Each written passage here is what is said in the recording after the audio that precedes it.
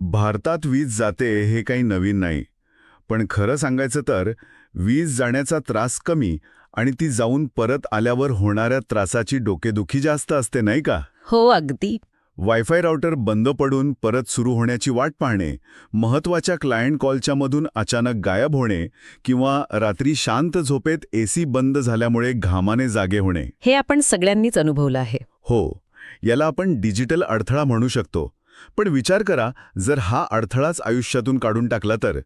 जर वीज गेल्याचं आपल्याला कळलंच नाही आणि आपलं डिजिटल आयुष्य एका सेकंदासाठीही थांबलं नाही तर? आज आपण अशाच एका तंत्रज्ञानाचा सखोल अभ्यास करणार आहोत. हे इन्स्टंट स्विचओव्हर तंत्रज्ञान नक्की काय आहे आणि ते पॉवर बॅकअपच्या अनुभवाला कसं मुळापासून बदलून टाकतं हे समजून घेऊया. तुम्ही अगदी अचूक मुद्दा मांडला. आपल्याकडे यावर काही जबरदस्त माहिती आहे. चला तर मग सुरू करूया. नक्कीच. समस्या विजेच्या खंडाची म्हणजे पॉवर कटची नाहीये, तर त्या खंडाला आपली उपकरणं कशी प्रतिक्रिया देतात त्याची आहे. अच्छा. वीज जाणे आणि बॅकअप सुरू होणे यामधला जो काही मिलिसेकंदांचा वेळ असतो त्याला स्विचओव्हर डिले म्हणतात. आणि आजच्या काळात हा छोटासा डिले सुद्धा खूप मोठा त्रास देऊ शकतो. हो, कारण आता आपलं सगळं आयुष्यच कनेक्टिव्हिटीवर अवलंबून आहे. अगदी. आपण आता अशा जगात राहतो जिथे कनेक्टिव्हिटी ही ऑक्सिजन इतकीच महत्वाची झाली आहे. हे तर खरं आहे. म्हणजे पारंपरिक इन्व्हर्टर किंवा डीजी सेटच्या बाबतीत बोलायचं झालं तर ते वीज देतात, पण ती अखंड नसते. मला आठवतं एकदा मी एका महत्त्वाच्या डॉक्युमेंटवर काम करत होतो आणि शेवटची ओळ टाईप करत असतानाच वीज गेली. स्क्रीन ब्लँक झाली. अरे रे. सगळी मेहनत वाया. ती जी चिडचिड होते ती शब्दात सांगता येत नाही. आपल्या स्रोतांमध्ये या डिजिटल युगातील परिणामांबद्दल काय अधिक माहिती दिली आहे? हे परिणाम फक्त कामापुरते मर्यादित आहेत का? नाही, अजिबात नाही. स्रोत सांगतात की याचे परिणाम खूप खोलवर आणि वेगवेगळ्या क्षेत्रांत जाणवतात. आपण त्यांना 3 भागांत विभागू शकतो. पहिला आहे व्यावसायिक आणि शैक्षणिक नुकसान. Okay. Video conference call drop होणे म्हणजे फक्त एक कॉल कट होणे नाही, तर एखाद्या महत्त्वाच्या डीलची संधी गमावणे असू शकतं. बरोबर. ऑनलाईन परीक्षांमध्ये व्यत्यय येणे म्हणजे फक्त काही मिनिटांचा त्रास नाही, तर एखाद्या विद्यार्थ्याचं वर्ष वाया जाण्याची शक्यता असते. डेटा लॉस तर होतोच. आणि दुसरा भाग कोणता? दुसरा भाग आहे आराम आणि मानसिक स्वास्थ्य. एसी सारखी उपकरणं काही क्षणांसाठी बंद पडून पुन्हा सुरू होतात, ज्यामुळे आपल्या झोपेचं चक्र म्हणजे स्लीप सायकल बिघडते. हो, हे तर नेहमीच होतं. रोज असं होत राहिल्यास त्याचा परिणाम आरोग्यावर आणि दुसऱ्या दिवशीच्या कामावर होतो. याला आपण मायक्रो स्ट्रेस म्हणू शकतो. छोट्या छोट्या गोष्टींमुळे दिवसभर एक प्रकारचा ताण आणि चिडचिड वाढत राहते. अगदी. वायफाय राउटर रिबूट होण्याची वाट पाहण्यासारखं दुसरं काही त्रासदायक नाही. बरोबर. आणि तिसरा, जो मला वाटतं सर्वात गंभीर आहे, तो म्हणजे आरोग्य आणि सुरक्षितता. अगदी बरोबर. तिसरा भाग आहे आरोग्य आणि सुरक्षितता. काही घरांमध्ये CPAP मशीन किंवा ऑक्सिजन कॉन्सन्ट्रेटरसारखी जीवनरक्षक वैद्यकीय उपकरणे असतात. त्यांच्यासाठी काही सेकंदांचा व्यत्यय सुद्धा खूप धोकादायक ठरू शकतो. तसंच आपले सुरक्षा कॅमेरे किंवा स्मार्ट लॉक्स काही क्षणांसाठी जरी बंद पडले तरी सुरक्षेचा मोठा प्रश्न निर्माण होतो. आणि लिफ्टचा धोका तर आहेच. हो, स्रोतांमध्ये त्याचा उल्लेख आहे. स्विचओव्हरच्या वेळेत जर लिफ्ट 2 मजल्यांच्या मध्ये थांबली तर आत अडकलेल्या व्यक्तीच्या मनात भीती निर्माण होऊ शकते. ही एक गंभीर परिस्थिती आहे. हे सगळं ऐकून असं वाटतंय की ही समस्या वाटते त्यापेक्षा खूपच मोठी आहे. मग हे सब मिलीसेकंड किंवा इन्स्टंट स्विचओव्हर तंत्रज्ञान नक्की काम कसं करतं? हे जादू वाटतंय? हा खूप चांगला प्रश्न आहे. हे फक्त एक वेगवान इन्व्हर्टर आहे की यामागे काही वेगळं तंत्रज्ञान आहे? ही जादू नाही, पण यामागे असलेलं तंत्रज्ञान खूप प्रभावी आहे. याला झिरो लॅग ट्रान्झिशन असं म्हणतात. Zero lag? हो. सोप्या भाषेत सांगायचं तर मुख्य वीज पुरवठा खंडित झाल्यावर आणि बॅकअप सिस्टीम सुरू झाल्यावर या दोन्ही क्रियांमध्ये अक्षरशः कोणताही वेळेचा फरक नसतो. हे इतक्या वेगाने होतं की आपल्या उपकरणांना ते कळत सुद्धा नाही. म्हणजे किती वेगाने? तुमच्या डोळ्याची पापणी लवायला जितका वेळ लागतो त्याच्या शेकडो पट कमी वेळात हे होतं. थांबा, म्हणजे माझ्या कॉम्प्युटरची स्क्रीन एका क्षणासाठीही ब्लिंक होणार नाही? पण हे होतं कसं? यामागे थायरिस्टर बेस्ड स्टॅटिक स्विच नावाचं एक क्लिष्ट तंत्रज्ञान आहे. ओके. पण सोप्या भाषेत सांगायचं तर पारंपरिक इन्व्हर्टरमध्ये एक मेकॅनिकल रिले असतो जो टिकटिक आवाज करून स्विच होतो. त्याला वेळ लागतो. हो, तो आवाज मला माहितीये. पण या नवीन तंत्रज्ञानामध्ये एक इलेक्ट्रॉनिक स्विच वापरला जातो जो प्रकाशाच्या वेगाने काम करतो. त्यामुळे वीज गेल्याची माहिती मिळताच तो एका मिलिसेकंदापेक्षाही कमी वेळात बॅकअप सुरू करतो. अरे वा. यामुळे राउटर, कॉम्प्युटर किंवा स्मार्ट टीव्ही सारखे संवेदनशील उपकरणे बंदच पडत नाहीत. तुमची ऑनलाईन मीटिंग किंवा सिनेमा जसाच्या तसा सुरू राहतो. वाह, हे ऐकून खूपच भारी वाटलं. पण माझा एक नेहमीचा अनुभव आहे. माझा जुना इन्व्हर्टर एसी किंवा गीझर सुरू केल्यावर लगेच ट्रिप होतो. हो, ही एक सामान्य समस्या आहे. मग या तंत्रज्ञानाचं काय? ते एसी, लिफ्टसारख्या जास्त लोड घेणाऱ्या उपकरणांना सांभाळू शकतं का? आणि इथेच हे तंत्रज्ञान खऱ्या अर्थाने वेगळं ठरतं. याला इन्स्टंट हेवी लोड सपोर्ट म्हणतात. Instant heavy load support. हो, पारंपरिक इन्व्हर्टरमध्ये एका मर्यादेपेक्षा जास्त भार अचानक आल्यास त्याचा ट्रिप स्विच ऑन होतो. पण या तंत्रज्ञानात रॅपिड रिस्पॉन्स कॅपॅसिटर वापरलेले असतात. कॅपॅसिटर म्हणजे? हे कॅपॅसिटर म्हणजे एका लहान बॅटरीसारखे असतात, जे जास्त भार येताच काही क्षणांसाठी अतिरिक्त ऊर्जा देतात. जसं गाडीला चढावावर जास्त पॉवर लागते, तसंच एसी सुरू होताना त्याला जास्त वीज लागते. हे कॅपॅसिटर ती अतिरिक्त वीज पुरवतात. अच्छा, म्हणजे सिस्टीमवर ताण येत नाही. अगदी, तो भार सहज उचलला जातो. ओके, म्हणजे हे तंत्रज्ञान फक्त वेगवान नाही तर शक्तिशाली आणि हुशार सुद्धा आहे.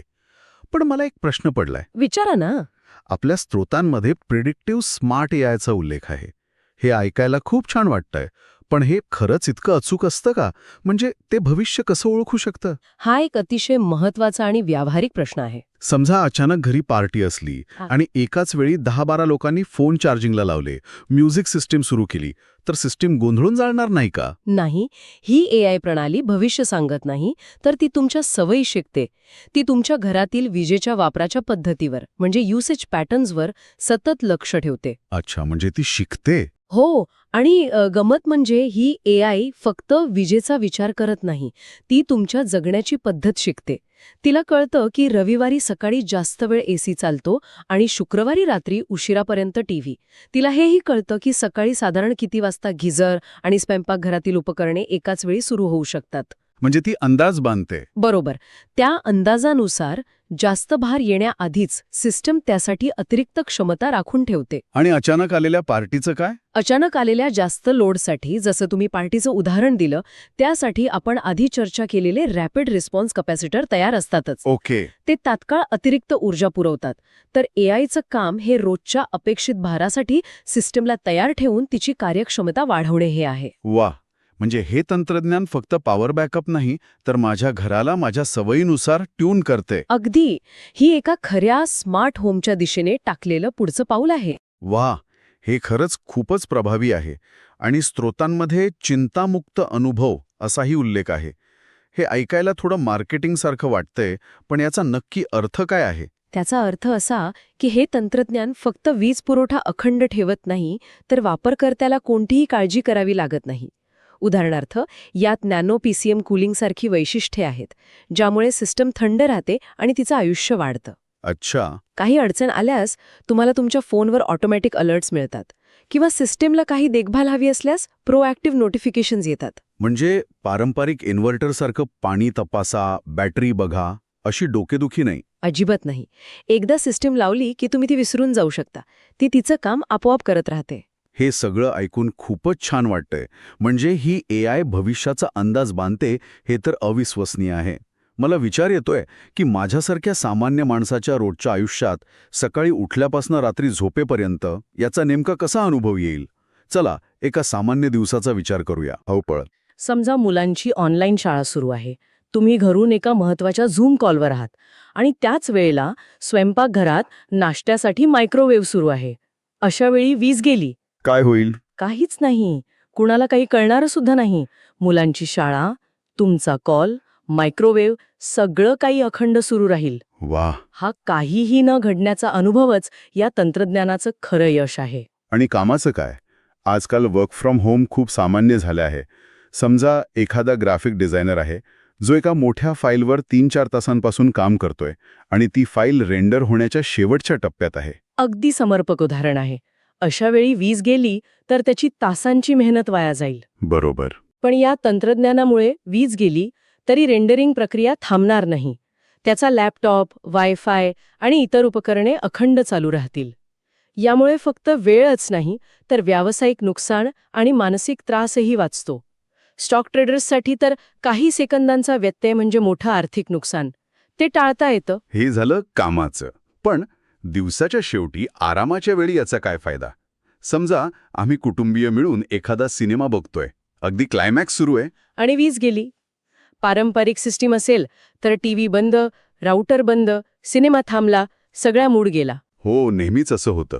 पण इथे तुमचा सिनेमा एका सेकंदासाठीही बफर होणार नाही. एसी तसाच थंड हवा देत राहील, मनोरंजनाचा अनुभव अखंड राहील.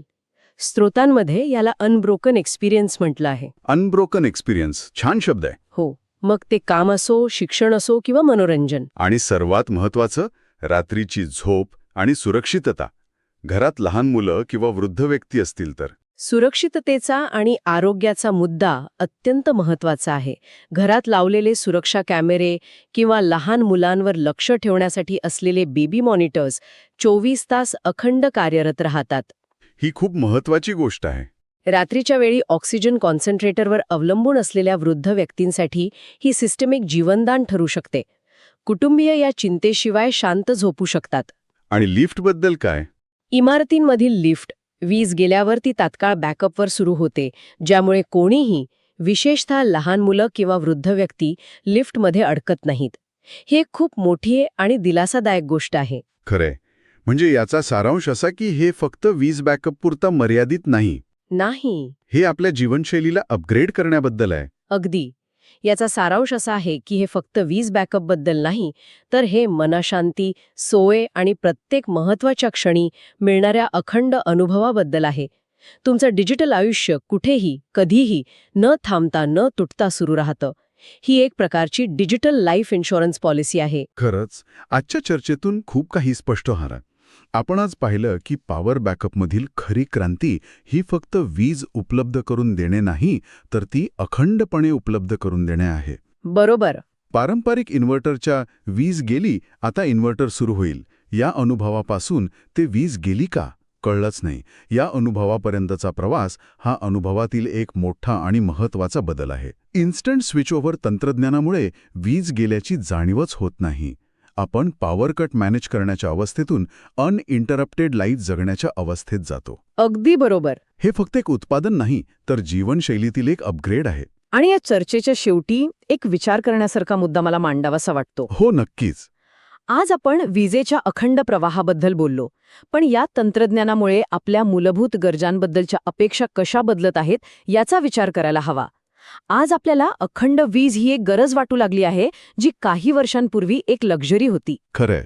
याच धर्तीवर भविष्यात आपल्याला अखंड इंटरनेट किंवा इतर कोणत्या अखंड सेवांची गरज भासू लागेल. तंत्रज्ञानाचं अंतिम ध्येय हेच असतं, इतकं उत्तम आणि सहज काम करणं की त्याचं अस्तित्वच जाणवणे. आज वीज जाण्याचा अनुभव अदृश्य झाला, उद्या कदाचित इंटरनेट कनेक्टिव्हिटीचा अडथळा अदृश्य होईल. तंत्रज्ञान आपल्या सोयी वाढवतं, पण त्याचबरोबर ते आपल्या अपेक्षांची पातळीही उंचावत असतं. आज जे नाविन्यपूर्ण वाटतं ते उद्याची मूलभूत गरज बनतं. यावर विचार करायला नक्कीच हरकत नाही.